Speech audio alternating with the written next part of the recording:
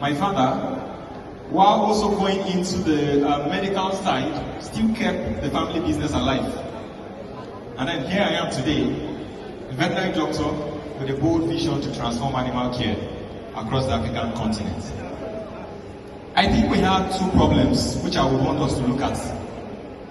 And I say problems because we can still flip them to say two opportunities. Because on one side, the African continent is regarded as the poorest continent on earth. And on the other side, we are about the most youthful. So I would rather we look at the useful side of things rather than reminding ourselves of the dilemma we already have. So for me, when I began the journey of addressing the challenge of animal care access for livestock farmers across Nigeria and by extension other African countries, there were two fundamental questions. What are the problems and how can we resolve them? And I will paint a scenario. Today, one of the major challenges that undermine livestock production is that of preventable livestock diseases and lack of access to animal care. Now, because a lot of livestock farmers do not have access to quality care, they resort to self-help. And most of the challenges here is that if antibiotics are not regulated, it means that animal owners are able to buy them at will and administer, whether animal owners or non-professionals. This is spiking another challenge entirely, the challenge of antimicrobial resistance. And the World Health Organization says that today, over 700,000 Africans are dying from that scourge on an annual basis. Now, it goes back to the foundational challenge, access to animal care. Now, again, what are those societal issues that have compounded this? Limited access to knowledge. Because a farmer that does not understand that giving antibiotic in the wrong dosage or at the wrong timing or even in the wrong proportion can result in the challenge of antimicrobial resistance. And to explain what this means, it means that you have exposed an animal or a human being to a certain dose of antimicrobials, and because they are exposed at the wrong dosage, when they get sick and are attempted to be treated by such a drug, it is no longer working. That is the problem in Africa today.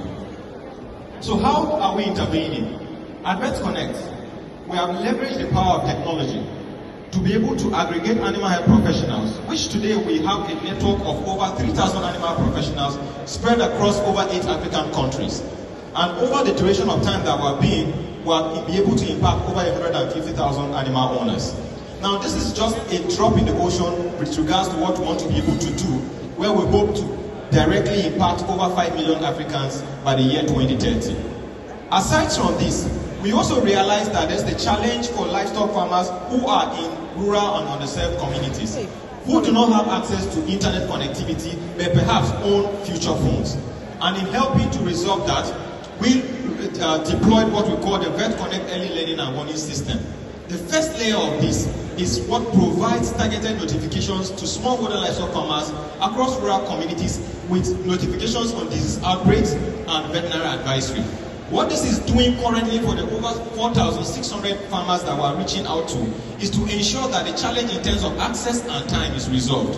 What this also does is to also change the behavioral patterns that currently are being practiced that have a huge impact on the livestock ecosystem.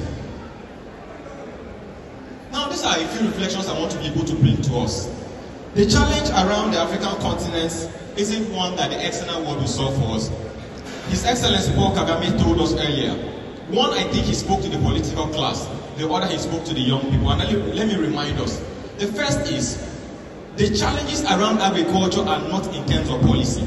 Let us remember the comprehensive African Agricultural Development Plan that was launched over 23 years ago, which committed to dedicating over 10% of our budget to agriculture. How well have we fared? That has now been revamped into a policy and strategy document, which will run for the next 10 years.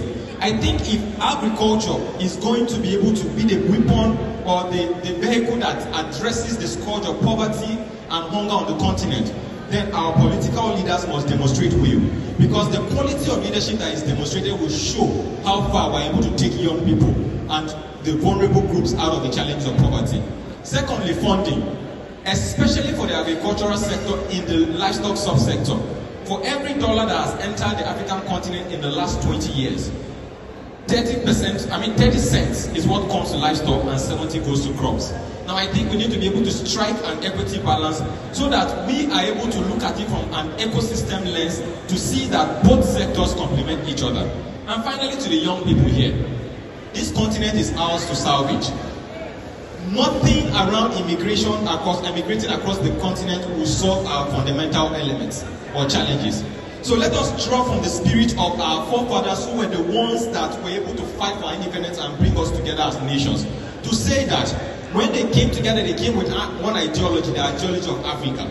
We must look at our problems not from the lens of Nigeria or Ghana or Senegal, but from the lens of Africa. Because in moving ourselves forward, we say we are 70% involved in agriculture. Yes, we can be able to grow those numbers. We can be able to ensure that we make meaningful livings or meaningful incomes out of what we are doing. And how are we going to be able to do this? We will approach the agricultural economy from an incremental lens, saying that we do not do what disrupts this population, but carry them on a journey. So for everybody who is looking to fund agriculture, fund it from a patient perspective. We will not solve our problems under 1 year, but perhaps if we start from 1 year today and say in 10 years we want to be able to get to that point, I think we can make it happen. So that is the incremental approach I propose in solving our collective problems. Thank you very much.